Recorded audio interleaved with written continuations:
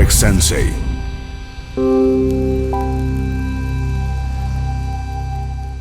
Znači idemo da ide prema dolje, putem ovih linija koji ispred nas.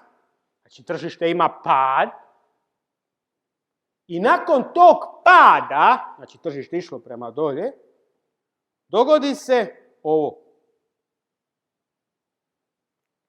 Zapamtite, nije bitna boja.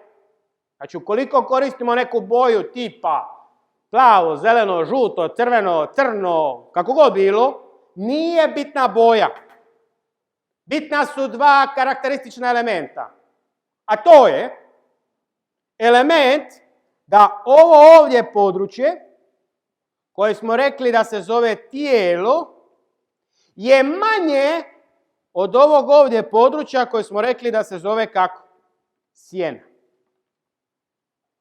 I ovaj oblik svijeće nazivamo hamer. Engleski hamer, hrvatski čekić. Forex Sensei.